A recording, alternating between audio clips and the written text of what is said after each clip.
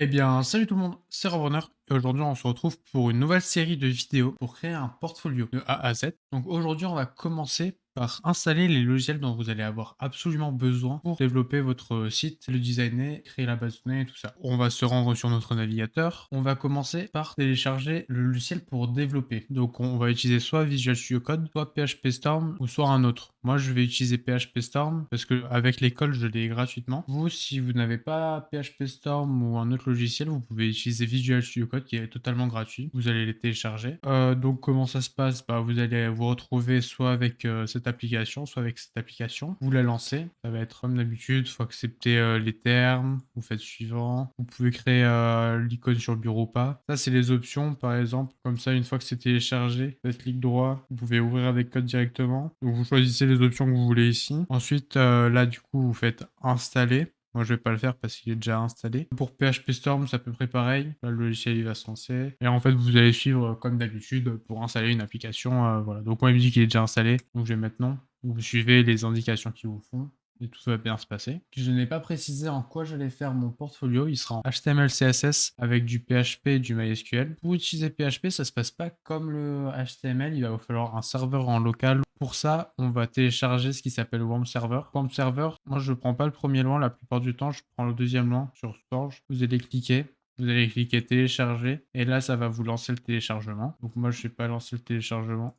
parce que je l'ai déjà. Donc c'est pareil, vous allez vous retrouver avec cette application, vous allez la lancer. Vous choisissez la langue que vous voulez, vous faites OK, vous comprenez, vous faites suivant, suivant, suivant. Ici, vous choisissez les options que vous voulez. Moi, là, la version que j'ai actuellement, c'est le MySQL 8.0.27 et j'ai pas pris les versions non nécessaires de PHP, j'ai juste pris les versions obligatoires maintenant. Et j'ai pris le MySQL 8 parce que ça prenait moins de place et je crois qu'il n'y a pas tant de différence que ça entre les deux. Donc là, vous faites suivant et ça va vous l'installer. Et ensuite, on va utiliser Figma que j'avais utilisé dans mon tutoriel précédent. Donc Figma, c'est comme d'habitude, c'est un logiciel où vous pouvez designer vos sites, faire des maquettes. Vous pouvez soit le faire directement sur Internet, soit le télécharger. Moi, j'ai l'habitude de le télécharger, d'utiliser sur mon ordinateur. Donc c'est pareil, vous avez l'application, vous double-cliquez dessus. L'installateur, il est très simple, il lance directement Figma. C'est pas plus compliqué que ça. Voilà, vu que moi il était déjà installé, il m'ouvre directement le projet PHP. Pour Warm Server, comment ça se passe? Vous allez écrire Warm Server, vous allez lancer.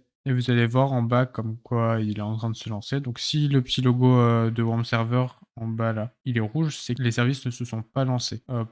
Donc là, ils sont en train de se lancer. Et tant que c'est pas vert, c'est que c'est pas totalement lancé. Ça peut prendre un peu de temps. Voilà, c'est vert. Donc là, tous les services sont lancés. Donc comme vous pouvez le voir ici, par exemple, on peut aller en localhost. Donc là, ça va nous ouvrir la page par défaut de Warm Server. Donc là, en fait, après, ce sera les projets que vous avez déjà mis dans votre Warm Server. Ensuite, ça vous permet aussi d'avoir une base de données en local.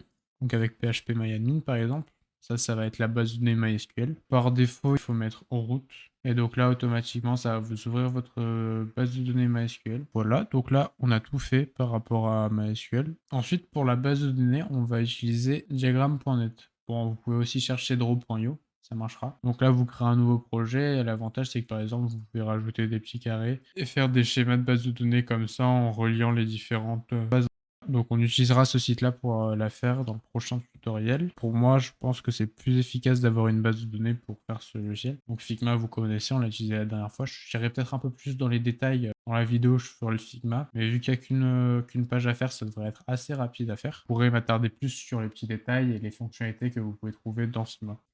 Visual Studio Code, que je pense que vous serez la majorité à utiliser. Donc ça, faites pas attention, c'est un autre fichier. Comme d'habitude, soit vous créez un nouveau dossier, ou vous pouvez juste ouvrir un ancien dossier, par exemple, moi celui-là. Bon, c'est pas un dossier de dev web, mais par exemple, du coup, je peux accéder à tous mes fichiers là directement. Et PHP Storm, vous pouvez créer votre nouveau projet. Ou sinon, vous pouvez directement importer via GitHub ici, il vous le propose direct. Ou sinon, vous pouvez ouvrir un ancien projet. Nous, on va créer un nouveau projet, un projet PHP. Pour mettre un nouveau site web sur votre WAMP serveur, il faut que vous alliez dans WAMP 3W et puis là vous nommez après vous rajoutez un dossier avec le nom en fait de votre nouveau projet. Par exemple, moi là ce sera portfolio. Portfolio. Donc je clique OK et donc là la position ce sera portfolio. Donc là il me crée le projet et là je suis dans portfolio.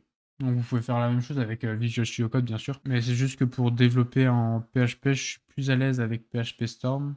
Donc par exemple, on va créer la première page de notre site, donc ce sera index.php. On peut faire un test, donc là on va fermer la balise PHP, on va mettre une balise HTML et on va mettre la balise body et dedans on va écrire je suis le portfolio. L'avantage sur PHP Storm, c'est que par défaut c'est réglé en enregistrement automatique, donc vous n'avez pas besoin de faire de sauvegarde. On va aller dans localhost et là pour accéder du coup à votre site, vu que c'est dans le fichier portfolio, vous allez écrire portfolio tout simplement et là on va trouver notre page je suis le portfolio. J'espère que j'étais assez précis sur le logiciel qu'on va utiliser, que ça vous a plu. J'espère que vous serez là pour la suite des tutoriels. Je vais essayer de prendre en compte toutes vos suggestions pour améliorer la série et moi je vous dis à la semaine prochaine pour une nouvelle vidéo et ciao, c'était Rob Runner.